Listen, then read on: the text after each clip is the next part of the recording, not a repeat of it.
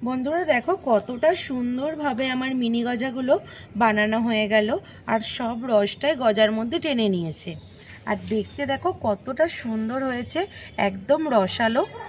আর রসটা দেখো কত সুন্দর ঢুকেছে, এইভাবে নরম হয়ে গেছে। ভেতরটা ভেঙে দেখায়, এই দেখো কত সুন্দর হয়েছে। নমস্কার বন্ধুরা, মৌমিতাই আমি কিচেন অ্যান্ড ব্লগে তোমাদের অনেক স্বাগত। আমি চলে এসেছি আজকে আবার একটা নতুন রেসিপি নিয়ে। আর আজকে আমি বানাবো একটা ইউনিক রেসিপি। এটা আমরা সাধারণত মেলাতেই দেখতে পাওয়া যায়। আজকে আমি বানাবো মিনি গজা। মিনি গজা তোমরা মেলা ছাড়া বন্ধুরা কোথাও পাবে না। মেলাঘাটে যখন আমরা যাই তখন এই গজাটাই তখন দেখতে পাই আর খেতে খুবই ভালো লাগে। সেই মিনি গজা আজকে আমি কিভাবে বানাচ্ছি তোমরা পুরো ভিডিওটা দেখতে থাকো, আশা করি ভালো লাগবে। বন্ধুরা আজকে আমি মিনি গজা বানানোর জন্য এখানে 500 ময়দা নিয়ে নিয়েছি।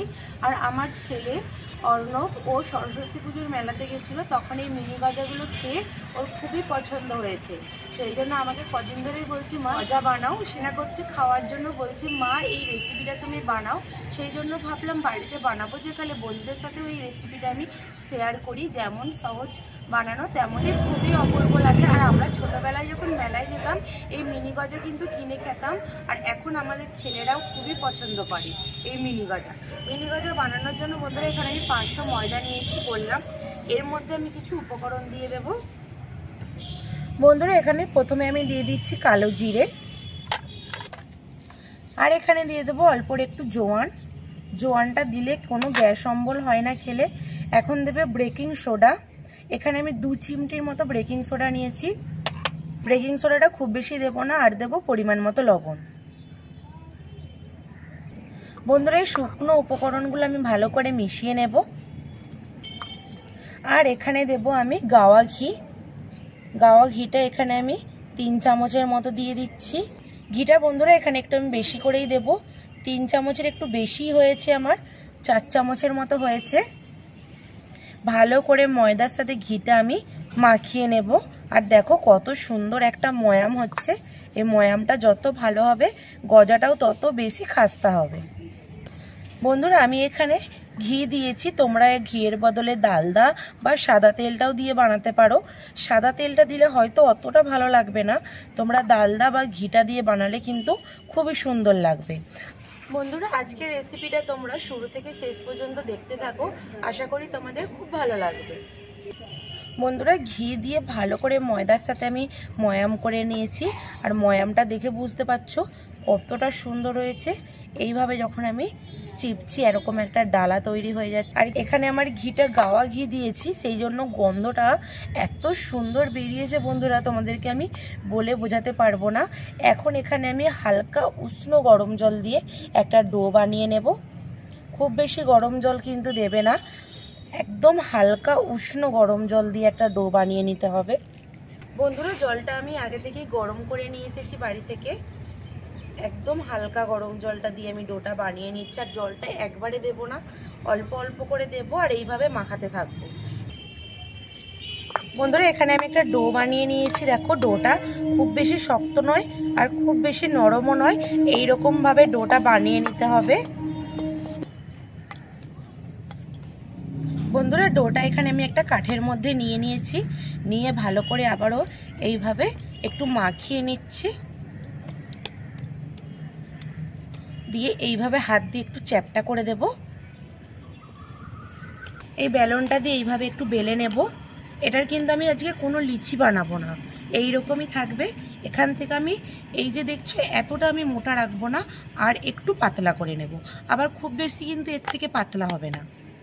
বন্ধুরা যেহেতু আমি মিনি গজা বানাবো সেই জন্য কিন্তু এইরকম মোটা রেখেছি। এটাকে আমি এখন সাইডগুলো কেটে একটু সমান করে নেব।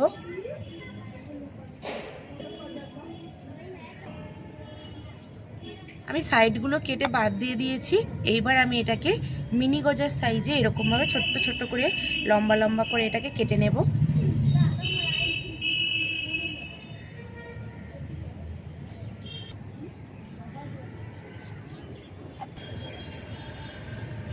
বন্ধুরা এখানে আমি লম্বা লম্বা করে দেখো কেটে নিয়েছি। এইবার আমি এইভাবে কতটা গজার আমি শেপ করব সেই রকম আমি কেটে নিচ্ছি।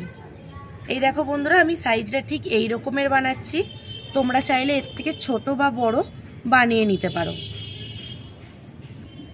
বন্ধুরা একটা একটা করে এইভাবে কেটে নিচ্ছি আর এইভাবে প্লেটের মধ্যে আমি তুলে নিচ্ছি।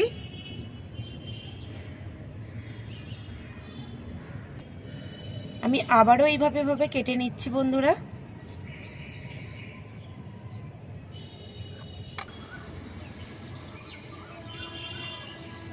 বন্ধুরা সবগুলো আমি ঠিক এইভাবে কেটে নিয়েছি।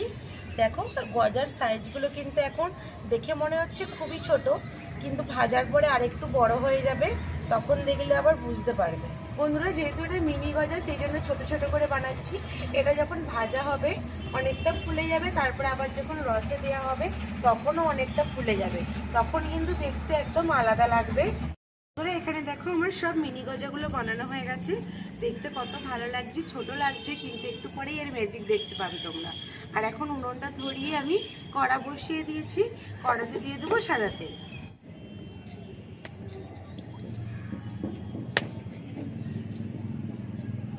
বন্ধুরা তেলটা কিন্তু আমি খুব বেশি গরম করব না, হালকা তেলটা গরম হয়ে গেলে এই মিনি গজাগুলো ভাজার জন্য তেলের মধ্যে দিয়ে দিতে হবে।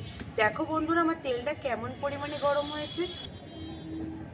এই দেখো বন্ধুরা দেওয়ার সঙ্গে সঙ্গে কিরকম হালকা বুজবুজ উঠছে, আর এই গজাগুলো একদম তেলের মধ্যে ডুবে যাচ্ছে।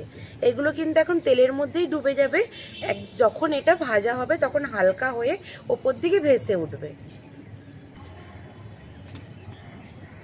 বন্ধুরা দেখো তেলের মধ্যে সব নিজে নিজেই গজাগুলো ভেসে উঠেছে, আর কালারটা দেখো ব্রাউন কালার হয়েছে। আমি উল্টে দিয়েছি, আর একটু ব্রাউন কালার হলে আমি এটা তুলে নেব। আর একদম হালকা আঁচে কিন্তু ভাজতে হবে। আমার আঁচটা দেখো কিরকম পরিমাণে জ্বলছে, আর ঠিক এইরকমই হালকা আঁচেই গজাগুলো ভেজে নিতে হবে। দেখো মিনি গজাগুলো আমার ভাজা হয়ে গেছে, আর কালারটা দেখো কত সুন্দর হয়েছে। তেলটা ঝরিয়ে আমি মিনি গজাগুলো তুলে নিচ্ছি, তার জন্য এখানে আমি একটা দেখো ঝুড়ি নিয়েছি। ঝুড়ির মধ্যে এইভাবে কাগজ দিয়ে দিয়েছি। তেলটা যে থাকবে এক্সট্রা তেলটা সেটা এই কাগজটাতে টেনে নেব। আর মিনি গজাগুলো কতটা ফুলেছে দেখো, তখন আরো কিন্তু ছোট ছোট ছিল, এখন কতটা বড় হয়েছে। আর রসে দেওয়ার পরে কিন্তু আরো ফুলে যাবে। বাকি গজাগুলো আমি ঠিক এইভাবেই ভেজে নেব।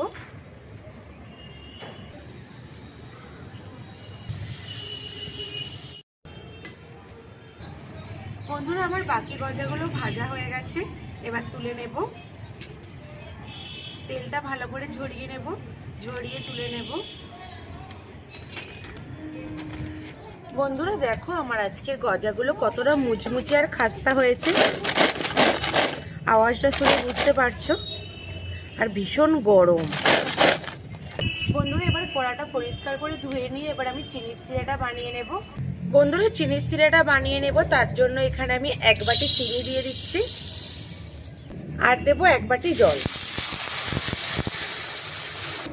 বন্ধুরা এখানে চিনিটা গলে গেছে, আর চিনির সিরাটাও কত সুন্দর ফুটতে আরম্ভ হয়েছে। আর আজকের এই সিরাটা খুব বেশি আমি পাতলা রাখবো না, একটু মোটা রাখবো। গোজার মধ্যে এইরকম মোটা রাখবো যাতে গোজার মধ্যে এই রসটা ঢুকে। বন্ধুরা এখানে চিনির সিরাটা অনেকটা আঠালো হয়ে গেছে, এখন আমি এটা নামিয়ে নেব।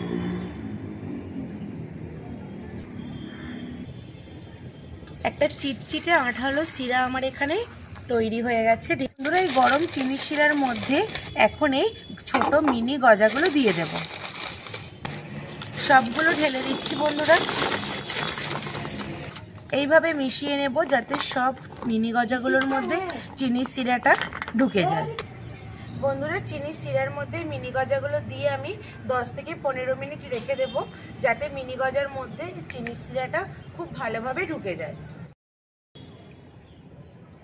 বন্ধুরা দেখো কতটা সুন্দরভাবে আমার মিনি গজাগুলো বানানো হয়ে গেল, আর সব রসটাই গজার মধ্যে টেনে নিয়েছে। আর দেখতে দেখো কতটা সুন্দর হয়েছে, একদম রসালো। আর রসটা দেখো কত সুন্দর ঢুকেছে, এইভাবে নরম হয়ে গেছে। ভেতরটা ভেঙে দেখায়, এই দেখো কত সুন্দর হয়েছে। মেলার মতো একদম মিনি গজা আমার হয়ে গেছে। যেমন ওপর থেকে দেখলে মনে হবে শক্ত, ভেতরটা একদম নরম। টিপলেই এই দেখো নরম হয়ে একদম গলে যাচ্ছে। বন্ধুরা আজকের এই মিনি গজার রেসিপিটা আমার কেমন হয়েছে অবশ্যই আমাকে কমেন্ট করে জানাবে। আর ভালো লাগলে একটা লাইক করে আমার চ্যানেলটা সাবস্ক্রাইব করে আমার পাশে থাকবে। আর ইউটিউব থেকে দেখছো আমার চ্যানেলটা সাবস্ক্রাইব করে, আর যারা ফেসবুক থেকে দেখছো আমার পেজটিকে ফলো করে আমার পাশে থাকবে, তাহলে নতুন নতুন রেসিপি সবার আগে তোমাদের কাছে পৌঁছে যাবে। বন্ধুরা, নতুন একজনকে তোমরা যত সাপোর্ট করবে সে তত এগিয়ে যেতে পারবে। যেমন আমি তো ইউটিউবে নতুন এসেছি, আমাকে তোমরা যত সাপোর্ট করবে তত আমি কিন্তু এগিয়ে যেতে পারবো। আর আজকের আমার রেসিপিটা এখানেই শেষ করছি। দেখা হবে নতুন কোনো রেসিপি নিয়ে, ততক্ষণে টাটা।